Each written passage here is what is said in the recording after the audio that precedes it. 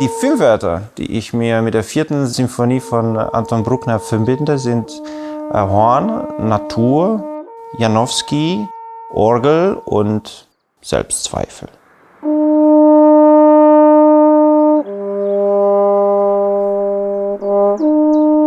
Für mich ist ganz klar einzigartig für die Symphonie der Weckruf am Anfang des Hornes. Das ist sehr, sehr präsent, das ist sehr klar und das zieht sich durch die ganze Symphonie.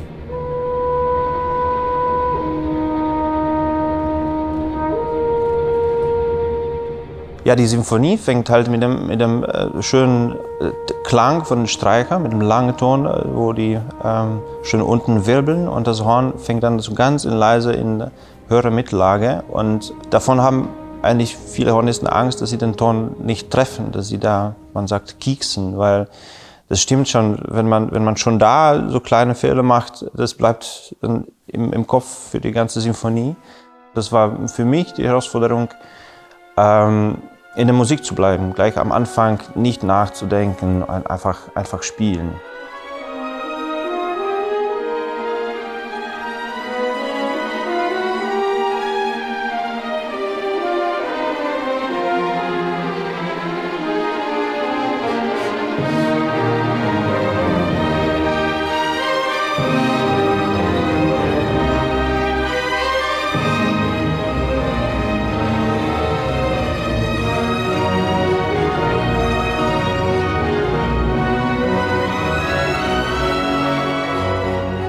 Ich spiele fast über 20 Jahre im Orchester. Ich sollte das schon früher spielen. Einmal habe ich mir Schulter gebrochen, dann hatte ich eine Muskelzerrung. Also es ist so immer war das so ein bisschen unglücklich. Aber jetzt endlich mal durfte ich, und da habe ich mich gefreut, und auch besonders, dass ich das mit Herrn Janowski spielen kann, weil ich fühle mich, wenn er dirigiert, auch sehr, sehr wohl, sehr sicher. Deswegen bin ich auch froh, dass quasi die erste Aufführung für mich von der 4. Bruckner mit ihm war.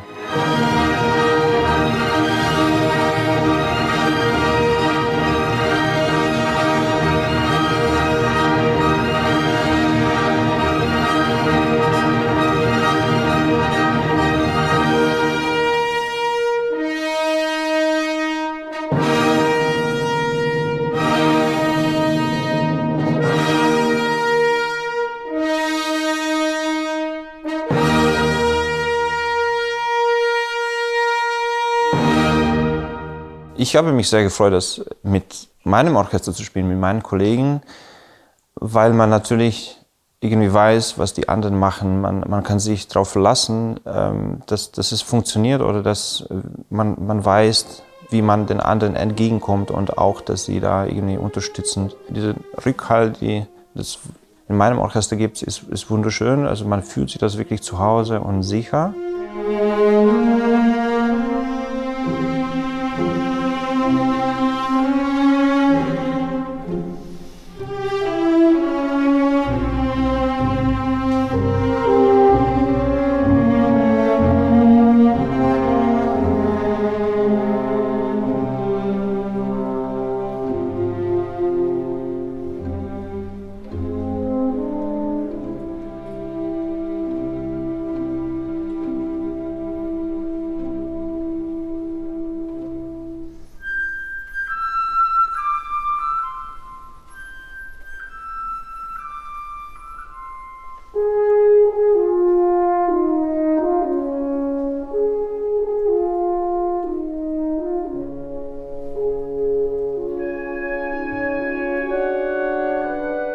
Dieser Hornsolo kommt nach sehr, sehr langem und wunderschönem Solo von Bratsche, von der Bratsche-Gruppe, und antwortet quasi auf die Musik, was danach kommt. Und es klingt aus meiner Sicht sehr, sehr melancholisch.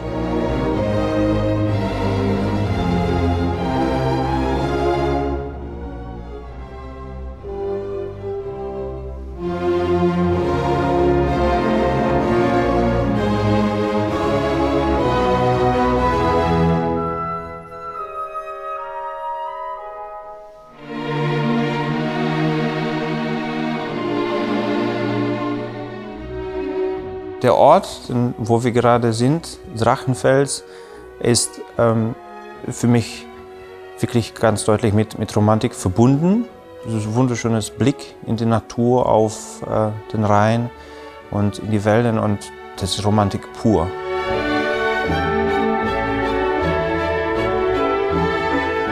Die 4. Symphonie hat Titel Romantische Symphonie. Man kann sich unter diesem Titel ganz viel vorstellen, also Romantik, Liebe oder Sehnsucht, auch Natur. Aber ob das so wirklich mit Romantik was zu tun hat, die Symphonie, das ist natürlich fragwürdig, weil die anderen Symphonien haben diese Eigenschaften auch. Da gibt es auch sehr viel Energie, sehr viel Farben.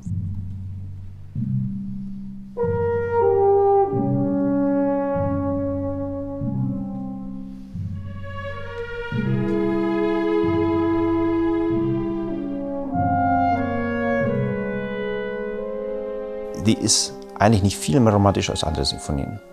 Man kann auch das nehmen, dass er das so eher als Marketing, als PR genutzt hat, weil Romantik war in der Zeit. Der war doch nicht so erfolgreich als Komponist. Er war eher als Lehrer, als Organist bekannt. Die Kompositionen sind nicht immer gut angekommen und vielleicht wollte er die Symphonie vielleicht besser verkaufen. Da will ich natürlich die Symphonie nicht schlechter machen, aber ich finde, der ist romantisch von vorne bis zum Schluss. Also das kann man nicht nur auf die Symphonie spezifizieren.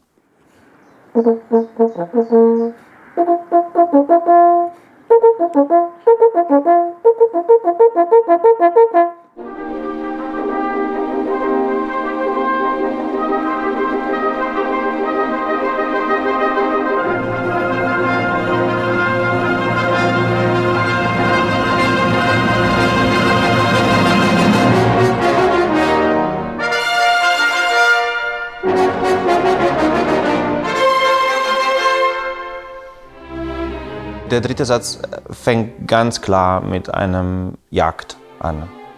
Und die Hörner, das Instrument, ist mit Jagd verbunden. Das ist seit immer, weil das Horn hat immer beim Jagd gespielt. 3., 4. Horn fängt an, wo die Sechzehntel mit Duolen und Triolen kombinieren. Die Triolen übrigens, die sind auch typisch für ein Jagdsignal. Aber dazu hat der Bruckner noch diese Sechzehntel, so ein bisschen Schlagzeug, Rhythmus reingetan, und das macht es auch an dem Jagd immer so ein bisschen besonders.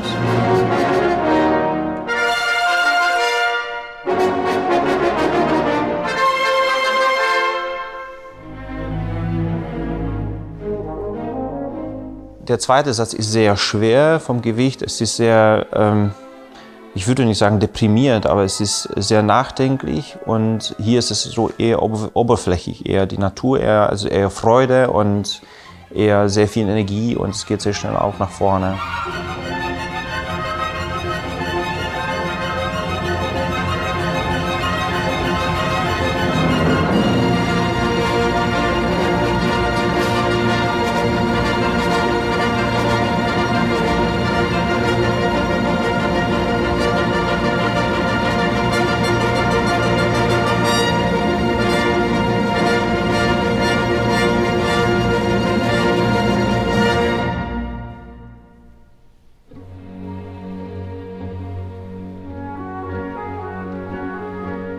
Der Anton Bruckner, der war auf jeden Fall ein Außenseiter. Der hatte vielleicht Freunde, aber nicht so viele. Der war immer bei sich. Der hat nach seiner Musik gesucht, und es hat ihm gar nicht so viel interessiert, was die anderen denken. Der wollte auch nicht viel erklären, was er will. Der hat einfach weiter komponiert, und er hat die Symphonien auch oft bearbeitet. Das trifft auch diese Symphonie. Der war nie zufrieden, der war ein Perfektionist. Ich glaube, wenn er noch heute lebt, würde er noch andere Fassungen schreiben. Also es war eigentlich nie fertig. Ja. Der hat natürlich darauf gelitten, dass er nicht so viel Erfolg hatte, dass er in dem Schatten von Beethoven stand oder von Richard Wagner und so. Aber der ist seinen Weg gelaufen, und das ist auch gut so.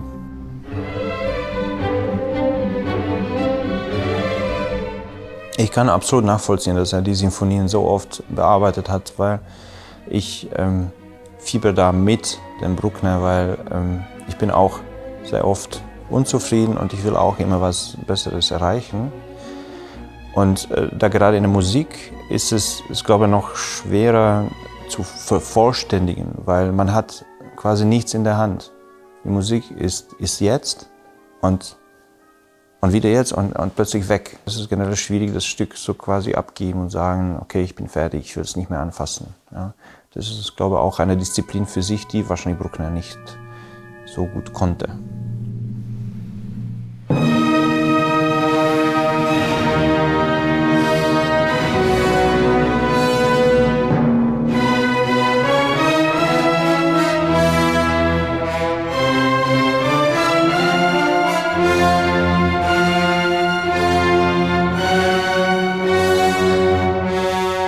Die Symphonie habe ich sehr stark mit Orgel verbunden oder generell auch Musik von Bruckner mit Orgel. Und wenn die Momente kommen, wo alle Blechbläser irgendwie zusammen eine Linie führen in den Chorälen, das bewegt schon jemandem, da zu sitzen und das mitzuspielen. Ja. Das ist sehr monumental und sehr, sehr stark.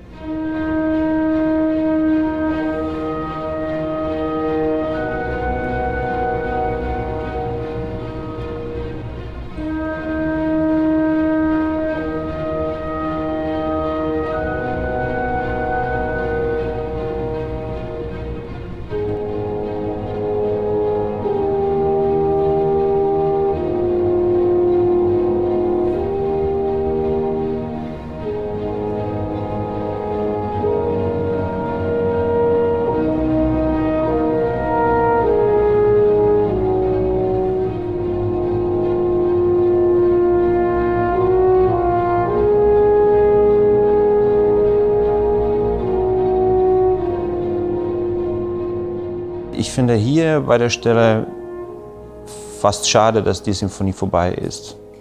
Klar, mit der Melancholie, mit Trauer auch sowieso verbunden. Gleichzeitig auch mit der Hoffnung oder mit dem Optimismus. Und ich persönlich, wenn ich das spiele, fühle mich quasi entspannt, bin happy, dass es gut gelaufen ist und trotzdem auch so ein bisschen traurig, dass es schon vorbei ist.